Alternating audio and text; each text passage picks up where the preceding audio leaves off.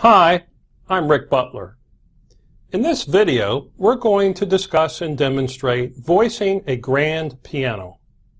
What does it mean to voice a piano? It means to regulate the piano's tone or quality of sound. To some extent, voicing is a matter of preference. Some prefer a bright tone, others a more mellow tone. Whatever your preference or the preference of your client, every piano will acquire a somewhat brighter tone with time. As the piano is played and the hammers are thrown against the strings, they will be both compacted and worn. Now, we often find the tone on a piano uneven. One note could be bright, the one next to it mellow. Also, one note might have a good sustain, and the one next to it a short sustain. So, what is our objective as piano technicians when we voice a piano? Our main objective is to make the tone even, with the best possible sustain. Now, it can be evenly bright or evenly mellow, but it must be even. It was suggested to me many years ago by a well-known factory technician that a performing artist would never refuse to play a piano with an even touch and an even tone. My experience preparing pianos for performance for the better part of 20 years has proved that statement to be true. Make the touch even. Make the tone even. The artist will play the piano. Doesn't mean that you have the best piano in the world, but the artist will play the piano. Now, it's good to remember, as piano technicians, we cannot change the basic character of a piano. To a large degree, the overall tone depends on the way the piano was designed. Also, there's so much dependent on the current condition of the instrument. One can't even begin to voice a piano if it's not well regulated. Why? Well, when the levers of an action are not in proper balance with each other, the pianist loses control over the volume and the tone. This is particularly noticeable when you want to play very quietly. Some notes, when played very softly, may not sound at all. So it's not difficult to understand how tuning, regulation, and voicing go hand in hand. Therefore, there are a few regulation procedures that would be appropriate to at least touch on in this video on voicing.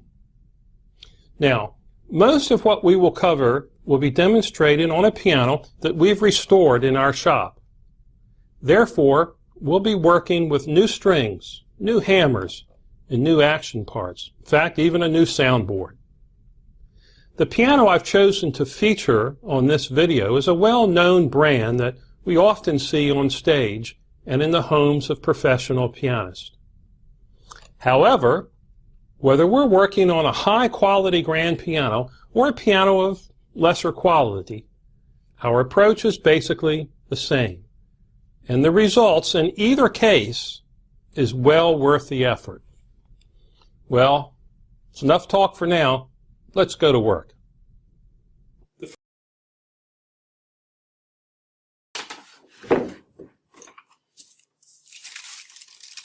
Lay the carbon paper over the top. Push the action back in. Put the cheek blocks back into place.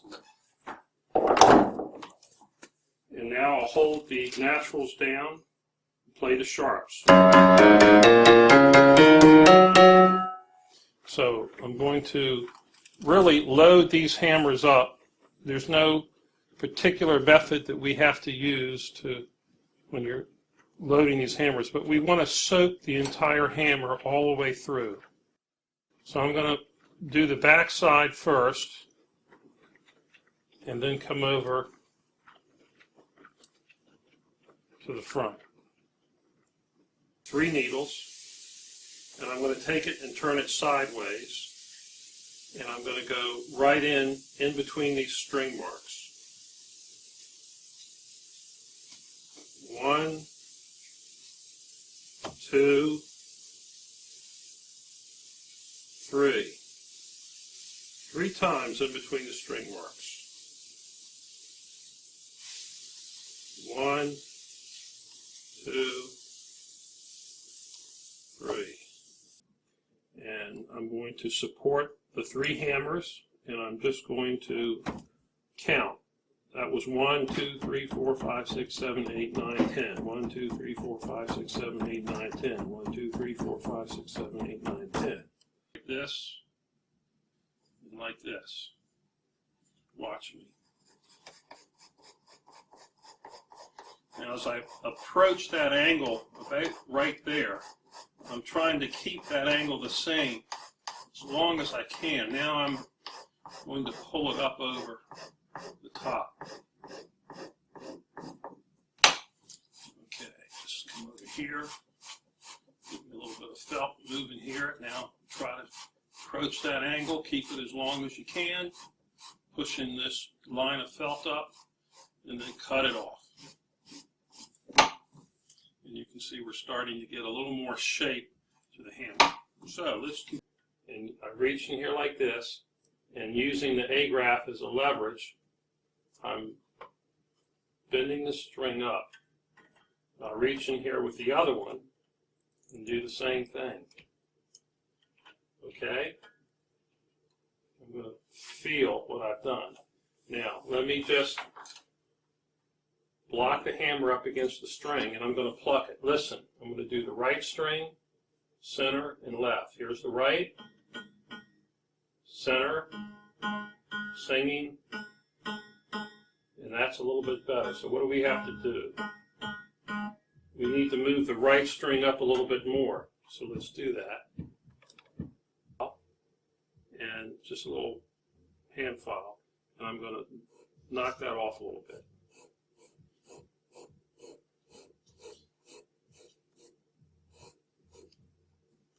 You notice the other 2 marks are still there. Okay, I'm going to just voice a little bit that right on the mark where the left string is. I go right in between with this chopstick tool. There's a little needle at the end of this tool. I'm going to do the right string here. Stand out.